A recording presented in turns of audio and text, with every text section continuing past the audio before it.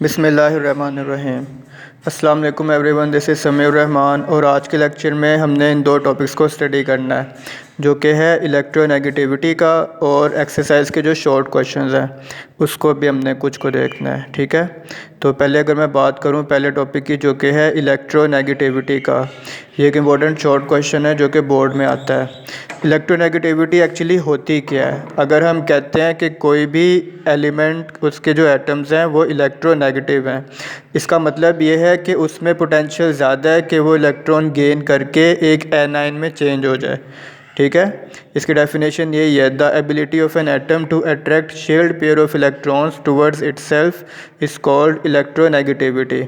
अगर हमारे पास कोई भी रैंडम दो एलिमेंट्स हों, लेट्स से ए और बी, ये दो डिफरेंट एलिमेंट्स हैं, अगर हम कहते हैं कि बी एलिमेंट ज़्यादा इलेक्ट्रोनेगेटिव है एज़ कम्पेयर टू ए, इसका मतलब ये है कि बहुत ज़्यादा चांस है कि जो बी एलिमेंट है ना वो इलेक्ट्रॉन गेन करके एक एनाइन में चेंज हो जाएगा। ये मतलब होता है इलेक्ट्रोनेगेटिविटी का। ये आमतौर पर जितने भी नॉन मेटल्स हैं ना उन्हीं की ये वैल्यू हाई होती है।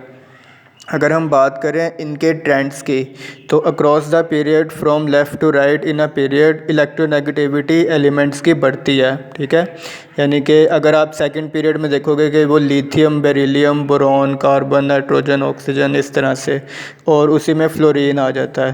तो जैसे जैसे हम पीरियोडिक टेबल में left to right throughout the period move कर रहे हैं, एलिमेंट्स की इलेक्ट्रोनेगेटिविटी की वैल्यू वो बढ़ना शुरू हो जाती है। ठीक है, इसके रीज़न क्या है? हमें पता है कि from left to right atomic size decrease होता है, वो कम से कम होता है, जिसकी वजह से जो इफ़ेक्टिव न्यूक्लियर चार्ज है ना, इफ़ेक्टिव न्यूक्लियर चार्ज का मतलब है कि जो न्यूक्लियस में मौजूद प्रोटॉन्स हैं वो और इलेक्ट्रॉन्स जो कि वैलेंस शेल में है, इनके दरमियान जो फोर्स ऑफ अट्रैक्शन मौजूद है वो इफ़ेक्टिव न्यूक्लियर चार्ज है, वो ज़्यादा होना शुरू हो जाता है क्योंकि एटॉमिक साइज़ छोटा होता है। अब चूँकि ये स्ट्रॉन्ग फोर्स ऑफ अट्रैक्शन की वजह से बहुत मुश्किल होता है कि वो एलिमेंट्स इलेक्ट्रॉन को लूज़ करें, वो गेन करना ही प्रेफर करते हैं, और जितना ज़्यादा वो गेन करने की उनकी वो एबिलिटी होती है उतने ही ज़्यादा वो इलेक्ट्रोनेगेटिव होते हैं। तो इस हिसाब से इलेक्ट्रोनेगेटिविटी की value from left to right in a period ये हमेशा बढ़ती है। अगर हम बात करें ग्रुप्स में, तो ग्रुप्स में फ्रॉम टॉप टू बॉटम हमें पता है कि एटॉमिक साइज़ जो है वो बढ़ना शुरू हो जाता है, जिसकी वजह से फोर्स ऑफ अट्रैक्शन जो है प्रोटॉन्स की और वैलेंस इलेक्ट्रॉन्स की वो कम से कम होना शुरू हो जाती है, और वो इलेक्ट्रॉन्स लूज़ कर देना ज़्यादा प्रेफर कर देते हैं as compare to gaining of electrons. तो इसीलिए from top to bottom in a group electronegativity की वैल्यू डिक्रीज़ करती है। ठीक है, ये एक शॉर्ट क्वेश्चन है, अगर ये बोर्ड में आता है तो इसकी आपने एक डेफिनेशन लिख देनी है, और आपको ना बुक में उसने कुछ वैल्यूज़ दी होंगी, जैसे कि फ्लोरीन है उसकी इलेक्ट्रोनेगेटिविटी 4.0 है, इस तरह से टेबल्स में दिए हुए हैं। कोई भी दो तीन एलिमेंट्स और उनकी वैल्यूज़ ये आपने एग्जांपल्स में साथ लिख देनी है। ठीक है, अगर हम बात करें अब एक्सरसाइज के शॉर्ट क्वेश्चंस की, तो जो उसमें से सिलेक्टिव शॉर्ट क्वेश्चन है ना कुछ, वो मैंने यहाँ पे लिखे हैं, बाकी जो सिंपल डेफिनेशंस वगैरह है वो हमने पहले ही कर ली हुई हैं। तो पहले शॉर्ट क्वेश्चन में वो आपसे यही पूछते हैं कि why noble gases are not reactive. Noble gases आपको पता है ग्रुप नंबर 18, जिसमें helium, neon, argon, krypton, xenon, radon ये शामिल हैं। ये नोबल गैसेस हैं, ये आमतौर पर रिएक्ट नहीं करती, ये बहुत ज़्यादा स्टेबल गैसेस होती हैं, और इनका आउटरमोस्ट शेल क्योंकि फिलअप हुआ होता है, इनके आउटरमोस्ट शेल में 2 या 8 इलेक्ट्रॉन वो पूरे होते हैं, जिनकी वजह से इनका वैलेंस शेल फिल होता है, जिसकी वजह से कोई भी नया इलेक्ट्रॉन इसमें ऐड ही नहीं कर पाते। नोबल गैसेस के जितने भी एलिमेंट्स हैं ना वो आमतौर पर किसी से रिएक्ट नहीं करते, वो अपनी फ्री स्टेट में यानी कि एलिमेंट की स्टेट में ही रहना प्रेफर करते हैं as compare to compound state. ठीक है, तो ये मैंने कुछ कीवर्ड्स लिखे हैं जो कि आपने अपने आंसर्स में लिखने हैं। इसी तरह दूसरे क्वेश्चन में वो पूछ रहा है why caesium requires less energy to release electron. Caesium को अगर आप पीरियोडिक टेबल में देखोगे ना तो ये ग्रुप 1 में ही बॉटम पे जाके ये आता है सीज़ियम। पीरियड ग्रुप नंबर 1 बनता है और पीरियड नंबर 6 बनता है शायद, जहाँ पे सीज़ियम मौजूद है। तो वो क्वेश्चन में आपसे यही पूछ रहे कि इसके इलेक्ट्रॉन को रिमूव करने के लिए हमें कम एनर्जी क्यों चाहिए होती है। तो इसकी रीज़न यही है कि हमें पता है from top to bottom in a group atomic size हमेशा बढ़ता है और ये फर्स्ट ग्रुप में बॉटम में मौजूद है, जिसकी वजह से इसका एटॉमिक साइज़ ज़्यादा से ज़्यादा है। अब चूंकि एटॉमिक साइज़ ज़्यादा है तो ऑब्वियस है कि जो फोर्स ऑफ अट्रैक्शन है न्यूक्लियस में मौजूद प्रोटॉन्स की और इलेक्ट्रॉन्स की वो वीक होगी, जिसकी वजह से इलेक्ट्रॉन को रिमूव कर देना ज़्यादा ईजी है।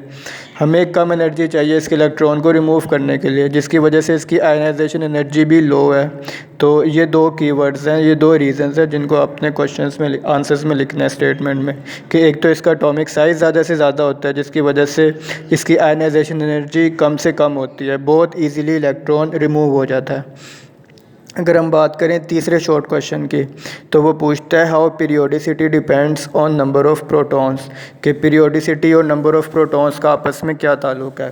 पीरियोडिसिटी के बारे में मैंने आपको पहले बताया था कि पीरियोडिक टेबल हमने इस तरह से अरेंज किया है कि एलिमेंट्स की प्रॉपर्टीज़ एक ख़ास इंटरवल के बाद रिपीट होती रहती हैं। जैसे कि ग्रुप नंबर 1 के जितने भी एलिमेंट्स हैं उनकी प्रॉपर्टीज़ रिपीट होती है, ग्रुप नंबर 2 की होती है, इसी तरह 13, 14, 15, 16, ग्रुप नंबर 17 और 18 इनकी प्रॉपर्टीज़ एक ख़ास पैटर्न में रिपीट होती है जिसको पीरियोडिसिटी कहते हैं। अब वो क्वेश्चन में यही पूछ रहे हैं कि ये नंबर ऑफ़ प्रोटॉन से कैसे डिपेंड करती है।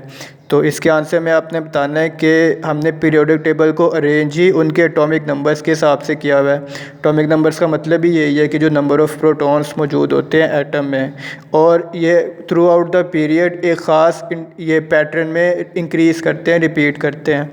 जैसे कि फ़र्स्ट पीरियड में अगर मैं बात करूँ तो हाइड्रोजन और हीलियम है, उनके एटॉमिक नंबर 1 और 2 ही हैं। इसी तरह अगर हम सेकंड पीरियड की बात करें तो उसमें लिथियम, बेरिलियम, बोरॉन, कार्बन, जिनके atomic numbers 3, 4, 5, 6 and so on, through out the period atomic number एक ख़ास पैटर्न में इंक्रीज़ कर रहे हैं, एक रेगुलर ट्रेंड में इंक्रीज़ कर रहे हैं। एक तो आपने ये चीज़ बतानी है, और दूसरा बताना है कि जो हमने एटॉमिक नंबर्स की बेस पे अरेंज किया हुआ है ना एलिमेंट्स को, इसकी वजह से पीरियोडिसिटी आ जाती है, यानी कि एलिमेंट्स की प्रॉपर्टीज़ एक ख़ास इंटरवल के बाद रिपीट होती हैं। इस तरह ग्रुप नंबर 1 के एलिमेंट्स से, ग्रुप नंबर 2 के एलिमेंट्स से, इस तरह से। ठीक है, तो हाँ जी, क्वेश्चन नंबर 4 में आपसे ये पूछ रहा है कि why shielding effect makes cation formation easy. Shielding effect की वजह से कैटाइंस की फॉर्मेशन क्यों इजी हो जाती है। कैटाइन का मतलब है जब भी एक एटम एक इलेक्ट्रॉन लूज़ कर देता है तो वो एक कैटाइन में चेंज होता है। तो इसके आंसर में आपने यही बताना है शील्डिंग इफेक्ट का एक्चुअली मतलब क्या है।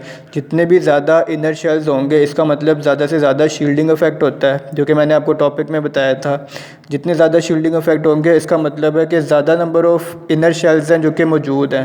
अब चूंकि नंबर ऑफ़ शेल्स ज़्यादा हैं, उसका एटॉमिक साइज़ ज़्यादा है, जिसकी वजह से जो फोर्स ऑफ अट्रैक्शन है ना न्यूक्लियस में मौजूद प्रोटॉन्स की और वैलेंस इलेक्ट्रॉन्स की, वो वीक होती है। ठीक है, less nuclear pull on the valence electrons, जिसकी वजह से जो वैलेंस इलेक्ट्रॉन्स हैं उनको रिमूव करना बहुत आसान हो जाता है। एक तो एटॉमिक साइज़ बहुत ज़्यादा होता है और दूसरा न्यूक्लियर पुल वीक होता है, कम से कम होता है। और एक एटम जब भी इलेक्ट्रॉन को लूज़ कर देता है तो वो एक कैटाइन में चेंज होता है, इस वजह से। ठीक है, शील्डिंग इफेक्ट इस हिसाब से कैटाइन फॉर्मेशन बहुत इजी हो जाती है, क्योंकि जितने ज़्यादा नंबर ऑफ़ शेल्स होंगे, इनर शेल्स होंगे, उतनी ही वीक फोर्स ऑफ अट्रैक्शन होगी, वीक इफेक्टिव न्यूक्लियर चार्ज होगा, जिसकी वजह से इलेक्ट्रॉन को रिमूव कर देना बहुत आसान होता है और वो एक कैटाइन में बहुत ईजीली चेंज हो जाता है।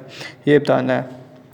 जो क्वेश्चन नंबर 5 और 6 हैं वो सिंपल डेफिनेशंस ही हैं, तो वो आप लोगों ने देख लेनी है। वो मेंडलीव पीरियोडिक टेबल वगैरह ये सब था। क्वेश्चन नंबर 7 में आपसे वो पूछ रहे हैं कि why and how elements are arranged in fourth period. Fourth period के एलिमेंट्स को हमने किस तरह से अरेंज किया और वो क्यों अरेंज किया है। तो इनमें आप किसी भी एक एलिमेंट की इलेक्ट्रॉनिक कॉन्फ़िगरेशन देखोगे ना, तो उसमें 4 शेल्स शामिल होते हैं। शेल्स आप लोगों ने पहले पढ़े हुए हैं, KLMN शेल्स। ठीक है, उसमें से किसी की भी अगर हम इलेक्ट्रॉनिक कॉन्फ़िगरेशन देखें तो उसमें 4 इलेक्ट्रॉनिक शेल्स शामिल होते हैं। उसी निस्बत से ये फोर्थ पीरियड में हमने प्लेस किए हुए हैं, और ये तरतीब से चूँकि हमने स्टार्ट से ही एटॉमिक नंबर्स के हिसाब से through out the period elements को अरेंज किया हुआ है, तो इस रीज़न की वजह से एलिमेंट्स को फोर्थ पीरियड में प्लेस किया हुआ है। ठीक है, 2 ही रीज़न्स पूछी हुई है ना कि वाई एंड हाउ। तो वाई की तो रीज़न यही है कि हमने एटॉमिक नंबर्स के हिसाब से उनको प्लेस किया हुआ है, और हाउ का रीज़न यही है कि उसमें 4 शेल्स शामिल हो जाते हैं KLMN उसकी इलेक्ट्रॉनिक कॉन्फ़िगरेशन में, तो इसकी वजह से हमने उसको फोर्थ पीरियड में प्लेस किया हुआ है। इसी तरह क्वेश्चन नंबर 8 में वो आपसे पूछ रहे हैं why atomic size does not decrease regularly in periods, जहाँ पे ये ट्रांजिशन मैटर्स आ जाते हैं ना, पीरियड नंबर 4, 5, 6 वगैरह, जिसमें एटॉमिक साइज़ जो है ये ख़ास पैटर्न पे डिक्रीज़ नहीं करता थ्रू आउट द पीरियड। एक ये एक्सेप्शनल बिहेवियर है इसका, इसके रीज़न वो पूछ रहा है। इसकी रीज़न यही है कि पीरियड्स में जहाँ पे भी ट्रांजिशन मैटर्स आ जाते हैं ना, जिसमें डी ऑर्बिटल्स आ जाते हैं, उसकी वजह से शील्डिंग इफ़ेक्ट बहुत पुअर होती है। ठीक है, ये 3 कीवर्ड्स हैं जो कि आपने बताना है। एटॉमिक साइज़ आमतौर पर from top to bottom in a group एक ख़ास पैटर्न में इंक्रीज़ ही करता है, और left to right in a period एक ख़ास पैटर्न में डिक्रीज़ ही करता है। लेकिन जहाँ पे भी पीरियड वाइज ये ट्रांजिशन मैटर्स आ जाते हैं, वहाँ पे ये एक एक्सेप्शनल बिहेवियर शो करता है। जहाँ पे ये डी ऑर्बिटल्स आ जाते हैं, उसमें शील्डिंग इफ़ेक्ट कम से कम हो जाती है, कमज़ोर हो जाती है, जिसकी वजह से एटॉमिक साइज़ एक ख़ास पैटर्न में डिक्रीज़ नहीं करता। कभी डिक्रीज़ करता है, बीच में 1-2 एलिमेंट्स में इंक्रीज़ कर देता है, और फिर बाद में दोबारा डिक्रीज़ कर जाता है ट्रांजिशन मैटर्स के केस में। ठीक है, ये रीज़न बतानी है। तो बस आपका आज का लेक्चर इतना ही था। अब आप लोगों ने एक तो जो इसके एमसीक्यूज़ हैं वो आप लोगों ने करने हैं ख़ुद, और जो इसके शॉर्ट क्वेश्चन जो मैंने 2-3 छोड़ दिए ना, शॉर्ट क्वेश्चन नंबर 5, 6 और शॉर्ट क्वेश्चन नंबर 9, ये आपका होमवर्क है। एमसीक्यूज़ और जो शॉर्ट क्वेश्चन 2-3 रह गए हैं, इनको आप लोगों ने देख लेना है। ठीक है, बाकी जो सवाल इधर समझाने वाले थे वो मैंने इधर ही कर दिए हैं, और वो आपको बता देंगे। मैंने कीवर्ड्स लिखे हैं सारे, इनको आपने स्टेटमेंट के फॉर्म में लिखना है, पैराग्राफ के फॉर्म में लिखना है आंसर्स में। किसी को कोई इशू हो तो वो मुझसे व्हाट्सएप पे पूछ सकता है। ठीक है, तो इसी के साथ बस आपका लेक्चर कंप्लीट करता हूँ, और अल्लाह हाफ़िज़।